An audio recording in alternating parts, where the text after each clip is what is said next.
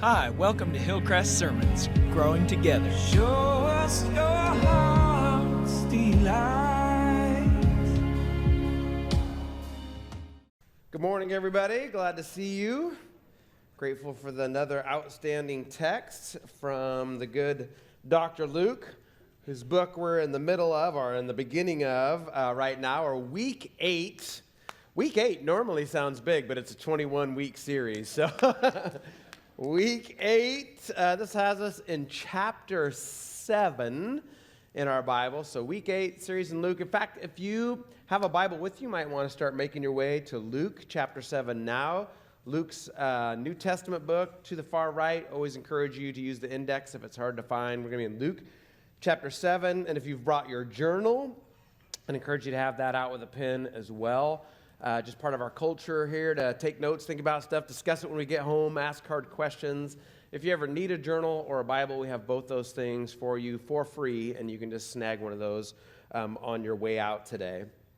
What we've been noticing, one of the things I love about kind of Luke in the series so far is not rushing to the punchline, right? Like, boom, here's all the, everything Jesus did and everything he was. But Luke is steadily building up a portrait of this extraordinary human being to whom he has given his entire life. And he's diligent and he's patient to let the portrait unfold, and we get to exercise the same kind of patience. It's for those who've been reading Scripture for a while, it is an exercise to kind of let this.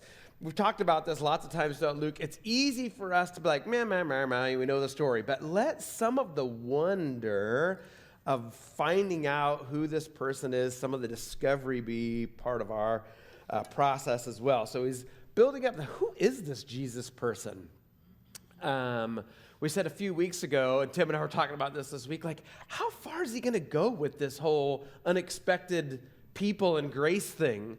And so far they're learning who Jesus is, what's his kingdom look like, what's it like to be around him? And it's having some unexpected answers. Jesus has been talking about love for the enemy and disciplined judgment and building what is good, strong kingdom foundations. And it's including unlikely people. Right before our story we're going to read, it's including a centurion, a Roman centurion and a slave. But we saw that it's included ordinary citizens and business owners and religious leaders and tax collectors and political zealots and even traitors. And so this Jesus person and the kind of Jesus community, this community he's building up around him, it's both wonderful and surprising.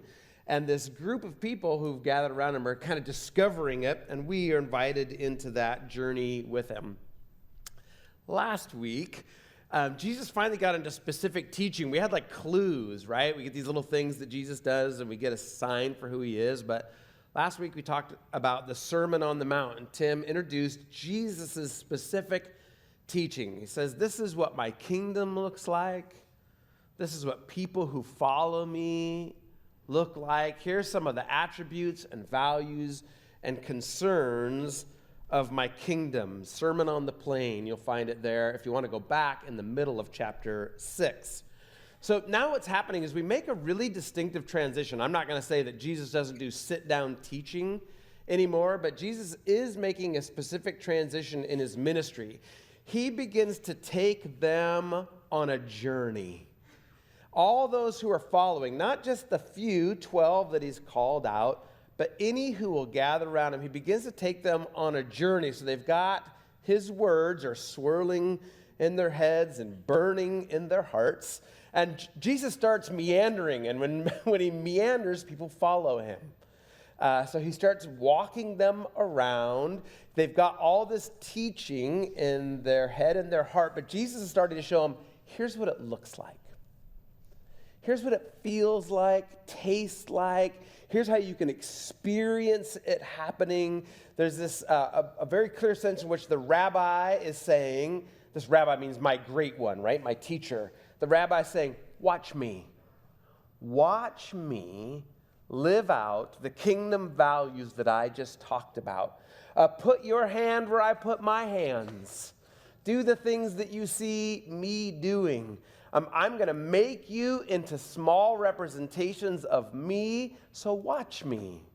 Watch me how I go about. There's a sense in which Jesus says, watch me because this is the kind of person I'm shaping you into, which I suspect was alarming at times. Like, what, the kind of person you're being shaped into is challenging. But she says, watch, you're going to go the way I go, do the things that I do. And what I like about this is Jesus frequently uses place and context. He has high intentionality. We like to say he doesn't mince words or waste time.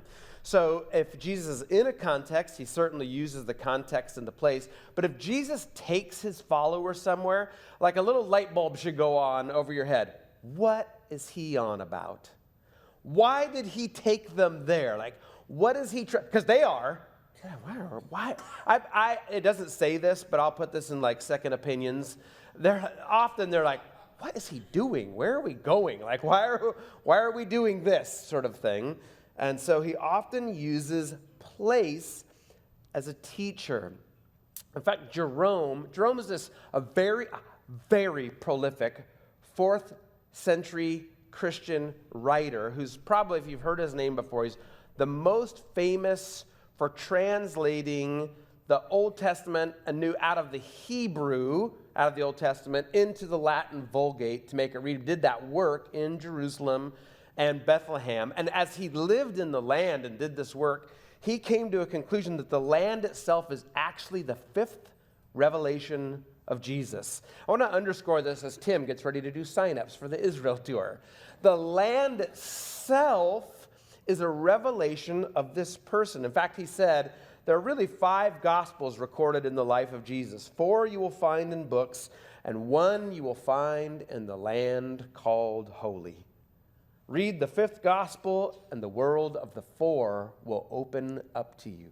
The place itself is part of the context. Unfortunately, reading Luke, one of the things that makes Luke fun is he toured around for 3 years on this land, and he is very good at sharing specific detail in small places and contexts. You get a sense for the land in Palestine. So the land, all of these places matter. And in the context, we just heard that scripture read out of the middle of chapter 7. We've made a land switch. So last week when Tim was teaching the sermon on the plain, they're up near the Sea of Galilee, on the plain near Galilee. And what's going to happen today is we're going to make a shift in the story that you just heard read. Some translations say the next day or sometime soon after, but right there in that day or two window, this is when the light bulb should go off, Jesus leaves this teaching and engagement in the Galilee, and he walks 10 hours southwest down into the Jezreel Valley. Really, it's to Nain, what you heard read, is nowhere. So that's a hands up, 10-hour walk, long walk. Like 10 hours, and he appears to be a man on a mission, right? 10 hours, he goes straight to the village of Nain. It sort of just so happens Jesus shows up at just the right time, which again, we're always talking about Jesus' intentionality. Just so happens that this perfect lineup. So he walks 10 hours down. He's got his disciples with him. But what we know from 6:17 on the teaching and the plain, they're going to be mentioned a couple times, is that he's also got a great number of people from all over Judea, from Jerusalem, from the coastal region, Tyre and Sidon. So he's got his 12 apostles, he's got other local disciples, and he's got this like huge crowd of people that are following along with him. 10-hour walk. So Jesus is getting an extraordinary reputation as they head down to Nain. And so in this intention, our kind of focal lens moves to the village of Nain, which, like I said, about 30 miles southwest into the Jezreel Valley. Nain's tiny. It's still there. It's tucked along the hill of Morah. Bam, there it is. So here you have the hill of Morah, finally appropriately named, not called Mount Morah. The hill of Morah is there, and little Nain is kind of tucked along the northern, it's the northwestern slope of the hill of Morah. And of course, location matters. He walks them 10 hours. Location and context matters. Morah, this little hill, and Nain are all in the Jezreel Valley. Now, if you've been around here before, you've heard us talk about the Jezreel Valley a lot.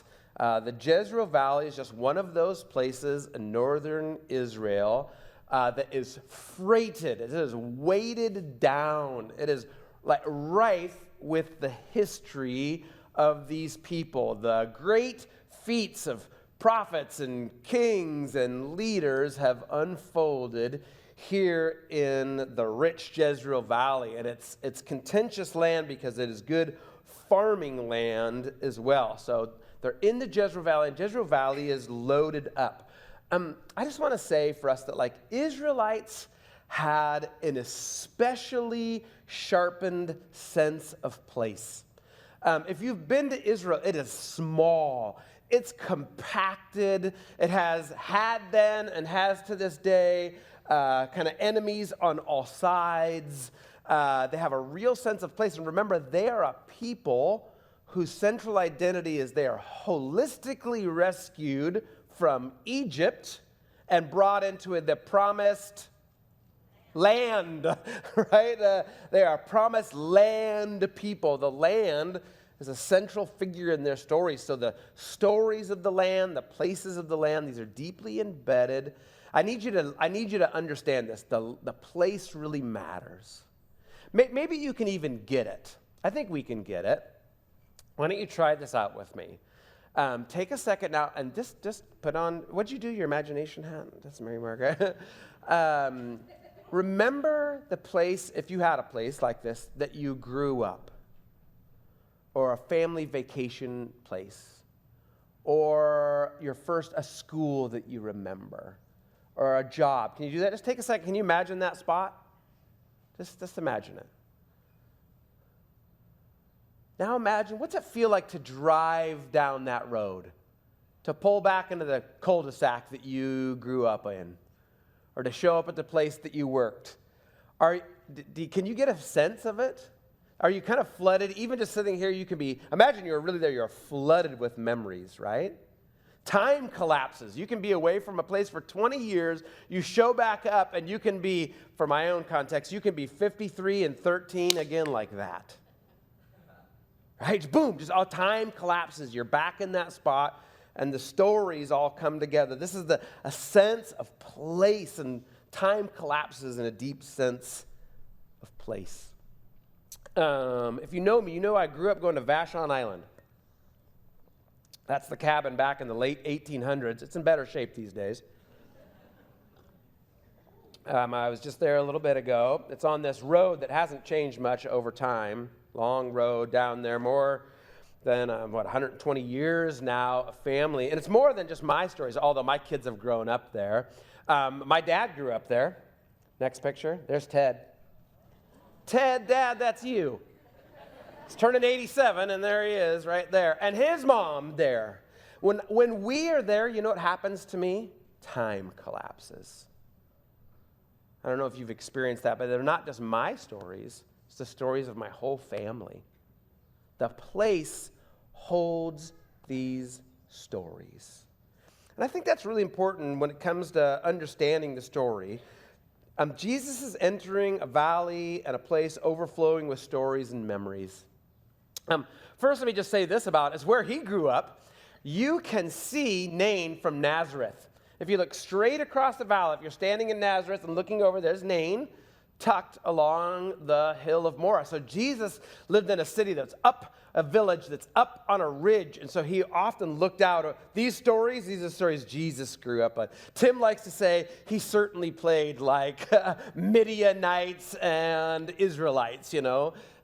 He would have seen this place. He knew Nain. It's right across the valley from Mount Carmel. You remember where Elijah faces the prophets of Baal. So there's Mount Carmel there. Do you see it? There's Mount Carmel. And then there's Nain. There's that little purple dot right there. So if you look straight across the valley and from Nazareth you can see Carmel and Nain. So, you know, the prophet Elijah and the prophets of Baal, and you can look across and see Nain. Gideon faced the Midianites. Here it says, this is right down here at the spring of Harod. And so here in this Jezreel Valley as well. Gilboa, this is where Saul, after fighting with the Philistines, this is where Saul tragically took his own life. And so, and there's just more. Like we could go on and on. This is a valley that is just freighted up with memory. One that's really important though, do you see Nain here, the top purple dot? Right underneath that is a little place called Shunem. It's the same distance walking from Shunem to Nain that it is to walk from the Lighthouse Mission on Holly to Hillcrest Church. Whoa. Hey, all right. How big is that, right? There you go. So that's the distance of walking from Lighthouse Mission to Hillcrest Church. Small, compacted areas. This isn't this huge thing. You're in a compacted area. So, you know, they're neighbors. They know each other. And it's part of what sets up some of this context, because it is in Shunem, one of the famous stories, another famous story of the valley is found in 2 Kings 4:32, and it involves a prophet by the name of Elisha. Elisha is the heir to Elijah. So Elijah was the great prophet on Carmel. Elisha is his double blessing heir, right? The great prophet Elijah. And Elisha goes around performing all of these extraordinary miracles. So when it comes to stories that are known in the place, stories about Elijah and Elisha are just part of the story. So one of the stories that matters for what we are looking at today happens in 2 Kings 4:32.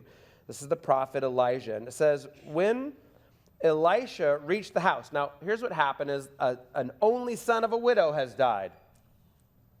Sounds familiar. And Elisha's been called down. Gehazi's been sent to call him down off his mountain. And Elijah reaches the house where the boy was lying dead on his couch, private, closed in. He went in, shut the door, and just the two of them were there. Shut the door and prayed to the Lord. Then he got on the bed and lay on the boy, mouth to mouth, eyes to eyes, hands to hands, as he stretched himself out on him. The boy's body grew warm. Elisha turned away and walked back and forth in the room, and then he got on the bed and he stretched out on him again. Did the whole thing, lining up all the parts, stretched out on him. It says, the boy sneezed 7 times and opened his eyes. Elisha summoned Gehazi and said, call in the Shunammite, his mom, and he did. And when she came, he said to her, take your son. Such a loving, take your son. Here he is.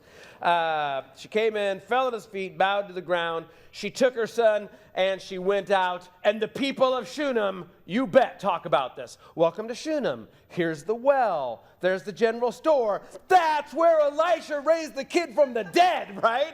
I mean, this is probably like a little souvenir store or something.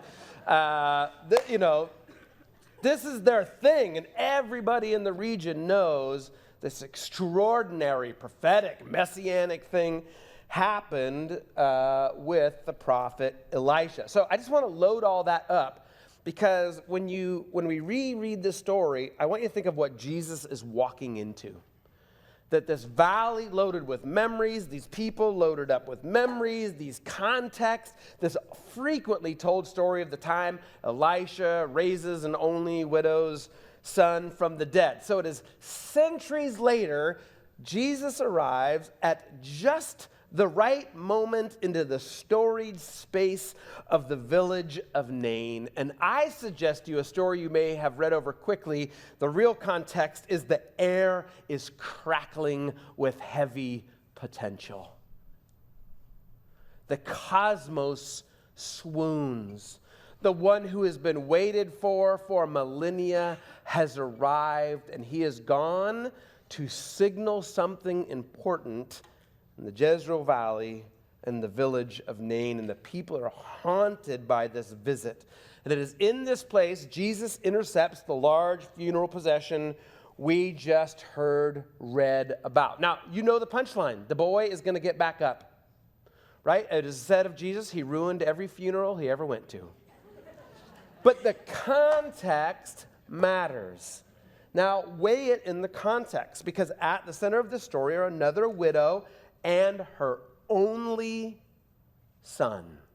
Now, I think that the most important thing for us to notice about only is how it shapes her socioeconomic status. As a widow, she was already exposed, but at least she had a son. Now she's lost the covering of her son. So as socioeconomically, she is highly exposed. But Scripture loves only son language. Anytime it's said only, multiple times, it is making a point so that when God says, my only son, not your only son, you literally see the only son of life coming to raise an only son from death. These are intentional moments that Jesus is creating. He's foretasting the work that he is getting ready to do. Again, he is also, though, noticing the vulnerability of this widow. It says his heart goes out to her, and this matters to Jesus. And there's a real sense, I'm watching my time, I'm going to read that Deuteronomy scripture, I think. But what we see is Jesus begins to rightly restore the order of care and compassion. Do you have that one, Lori? And Deuteronomy 24:17 simply says this, and let me paraphrase. Dear Israel, here's how you'll know you're my kingdom people. Take care of the most vulnerable. Take care of the sojourner. Take care of the orphan. Take care of the widow. And God says over and over, why are you going to do this? I rescued you from nothing. You want to know that my kingdom principles are working out in your heart? They will not be best shown by your temple worship. They will be best shown by the way that you care for the most vulnerable among you. He ends again, don't forget, I took you out of Egypt. They historically fail at this point.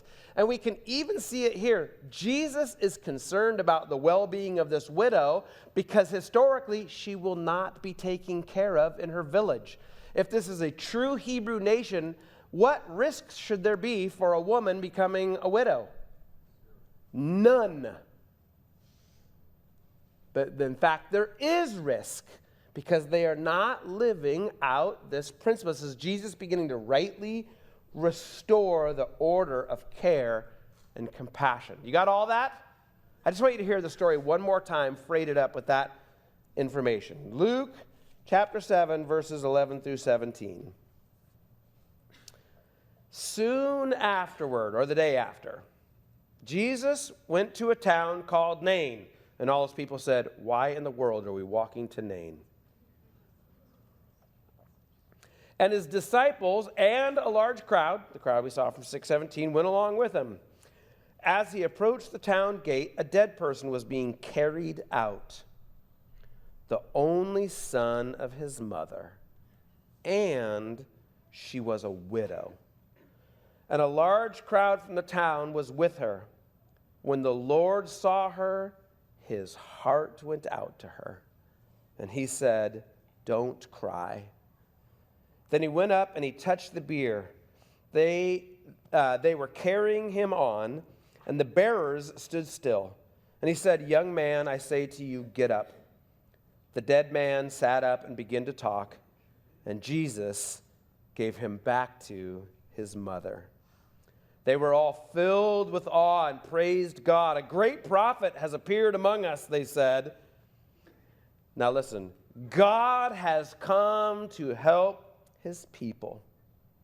This news about Jesus spread throughout Judea and the surrounding community. I want you to reimagine this scene with what you know about it, because it's an incredible scene.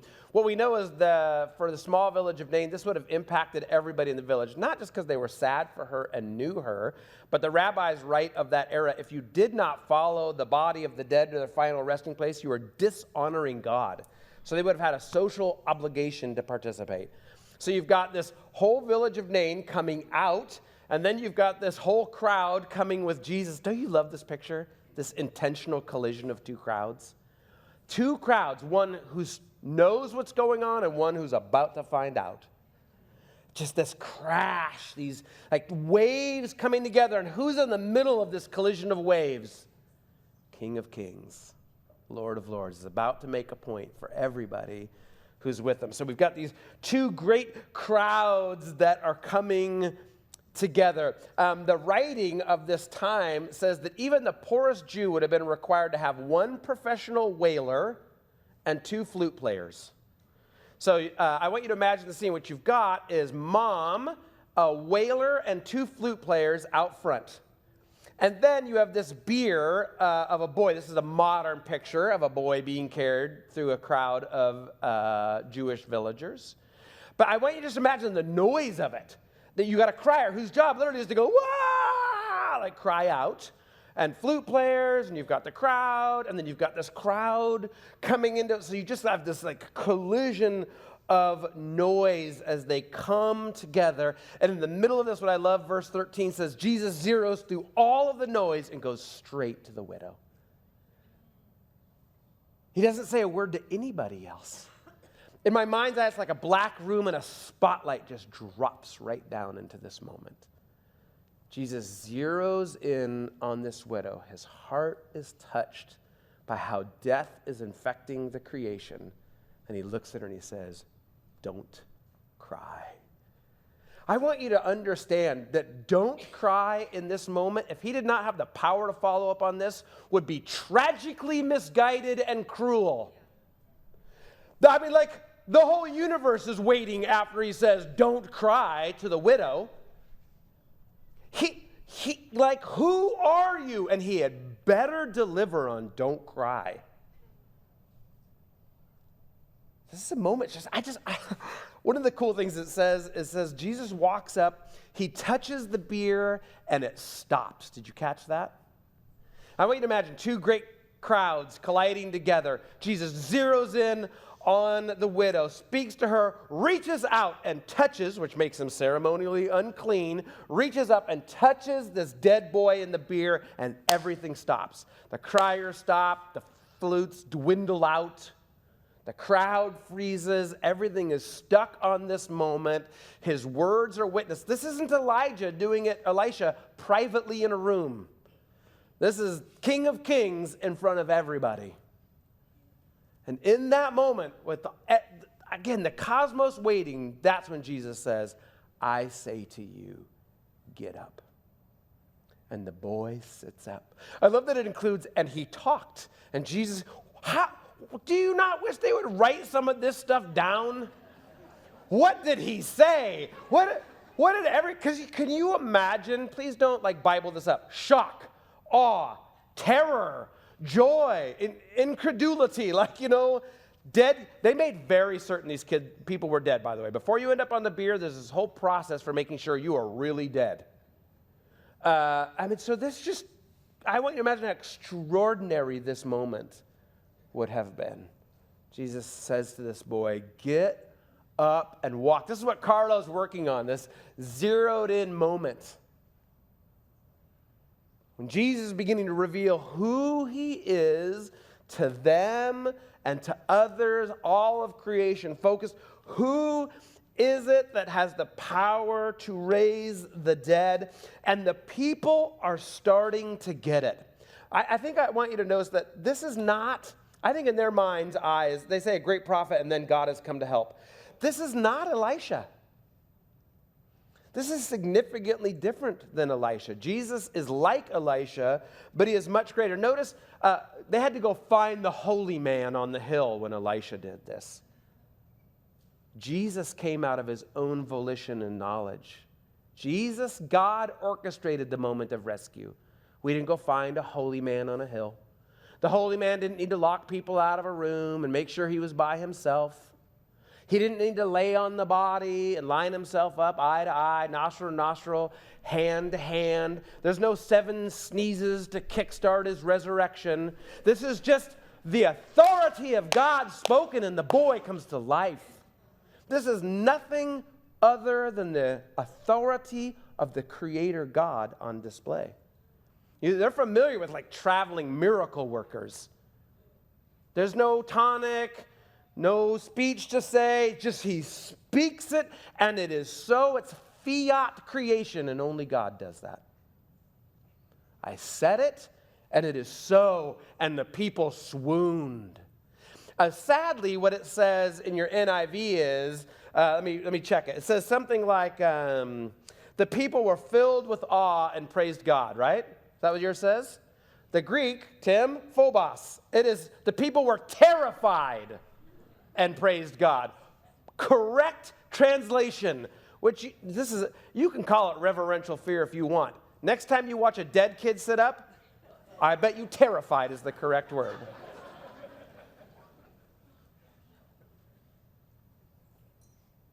This is God coming to restore the world.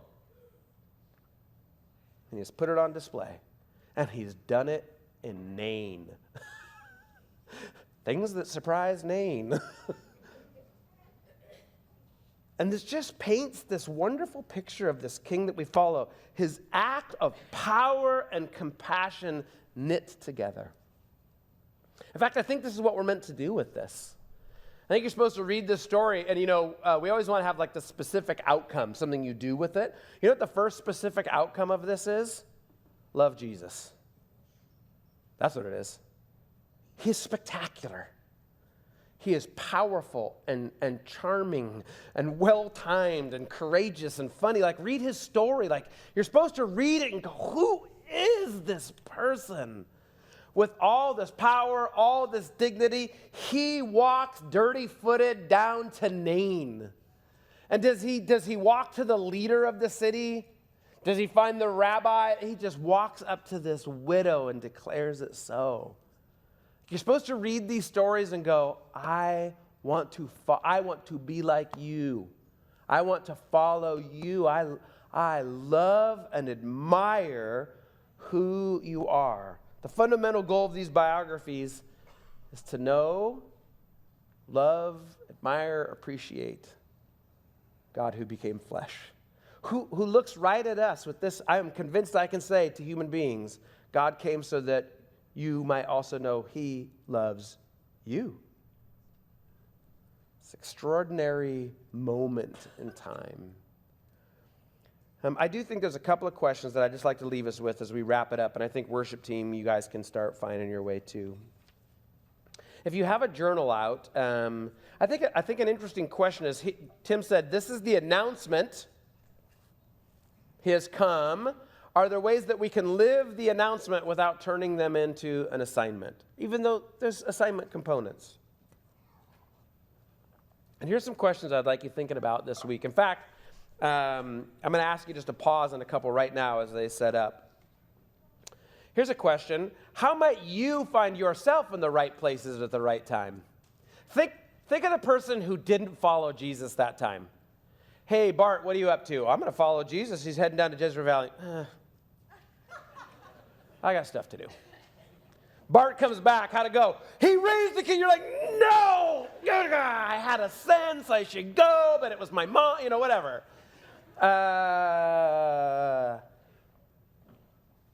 To follow Jesus is a thing where we're like, how do I find myself in the right place at the right time? Here's another one that I'd like you to think about. How might we cultivate a heart stirred by compassion ourselves? The example of Jesus is a heart stirred by compassion.